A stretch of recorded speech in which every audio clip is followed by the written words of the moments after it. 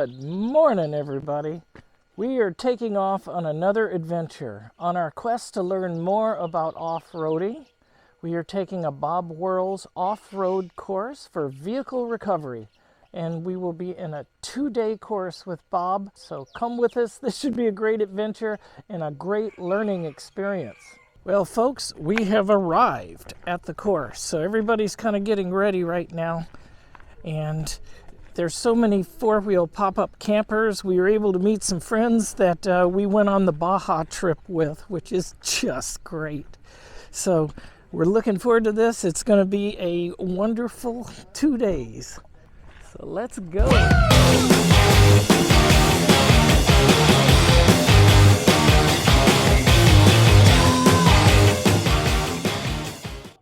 Your homework is to read through these two booklets so you have the knowledge of winching and kinetic energy recovery and towing a disabled vehicle off-road in your head. All right, let's get started with tire repair. One of the greatest things about Bob's courses is he's got a multitude of products in the industry that you may or may have never seen, but you get a chance to get your hands on them. He also has no qualms about telling you what works and what doesn't. Okay, so we don't send the plug all the way through the hole. Hands-on experience has no substitute. You get to have your hands on and utilize the equipment as in a real-life scenario when you need it.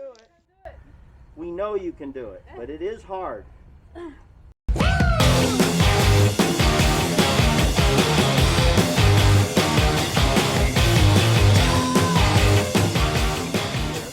Hold down on that cuff to hold that down. No, pull down. Yeah, okay, there you go. Yay! All right, look at that.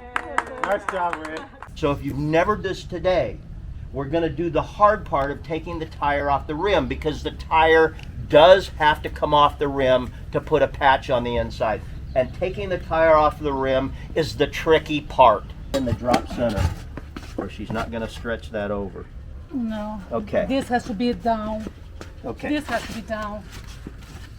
Taking a tire off a rim is much more complicated than it appears. There is a lot of detailed knowledge to know behind doing it right. At first, it reminded me of taking my bicycle tire off the rim as a kid using screwdrivers. But let me tell you, taking a 35-inch off-road tire off of a 17-inch rim is a whole different ballgame. That one to go in.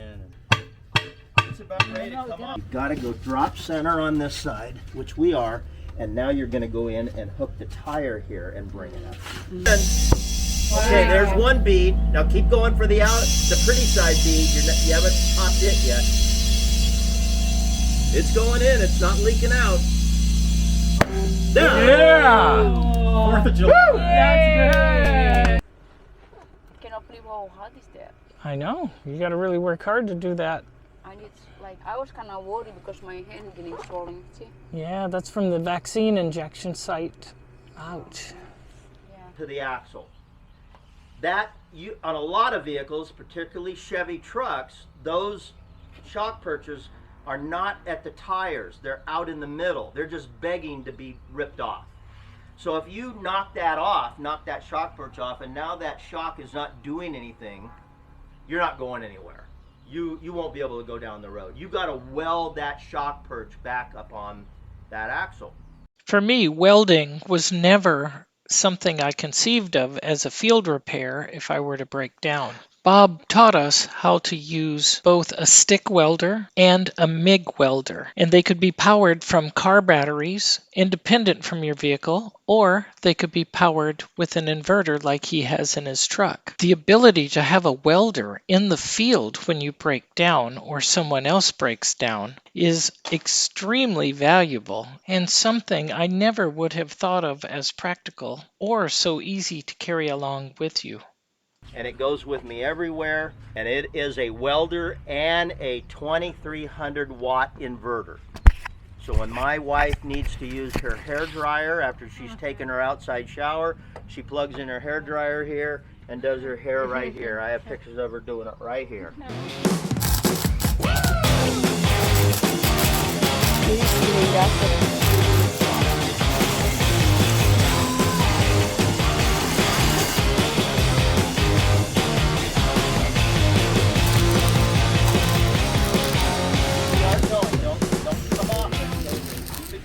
I think not. But... No, you got to use both hands and you got to get a little closer.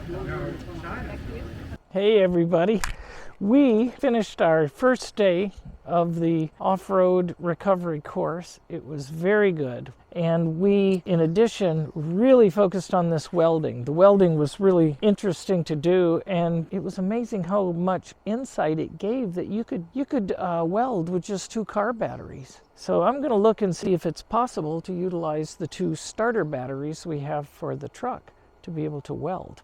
Tomorrow's course, we're going to use our winch a lot, and I'm sure we're going to set up pulleys and use snatch blocks. It's going to be very cool, so we're looking forward to it. Tonight, Wee and I are just going to have a great dinner, and we're going to sit back and enjoy this beautiful woods in the El Dorado Mountains. There it goes. Piece of cake. Duck under. Go, go, go! Be under the tire. So let's get a little tire work, a little shovel work there.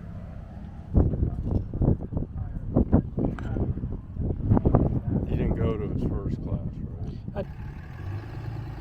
Yeah, he was.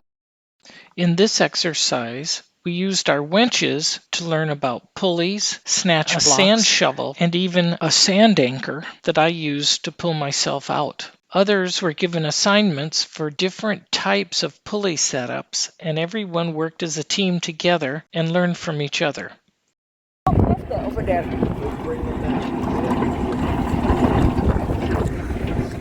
Keep going, keep going, keep going. Hey, I don't see gloves on you.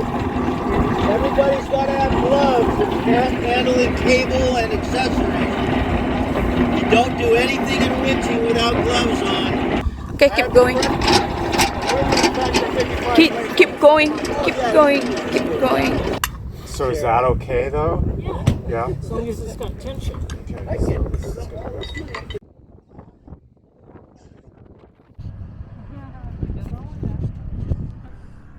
Hey everyone, this is just a fantastic course. Right here you can see behind us all the vehicles. We're on the sand and we're going to take a lunch break right now. But with this great backdrop behind us with all these vehicles coming back and forth, there's rock crawling going on. We're at Prairie City Off-Road Vehicle Park. We're learning so much that I can't film it all, of course, but we are definitely highly recommending this course. This one's called a Spanish Burton setup. You're actually quadrupling the pull, or 4 times reducing the power needed for the winch. It's a compound setup. And there's our simulated stump or tree or anchor point. If you come around here to our van, we're gonna do a pulley setup, but we're using a sand anchor where we've got it going from the winch straight back to the vehicle. You can see I've got steel cable, which I'll probably switch out to synthetic. We learned about how angles affect the ability of the winch to pull out a vehicle. Here we set up a pulley system utilizing a winch from one vehicle to pull out the other vehicle. We also learned how to safely use a kinetic energy strap to pull a vehicle out when it's stuck. Overall, the learning experience was excellent, just like all Bob's courses. Bob Wohrels is truly a steward of the off-road industry. He has taken the science and physics behind towing, winching, and extraction and put them in courses so that they're easily understood and yet has the depth behind them so that you truly understand the principles he's trying to teach. We highly recommend you taking Bob's courses or purchase some of his books on Amazon about extraction, discovery off-road, and overlanding. We now feel much more confident on how to extract our vehicle if stuck and what equipment to bring along and use. We hope you enjoyed this video. Please hit subscribe and watch our channel, and we hope to see you soon on the road.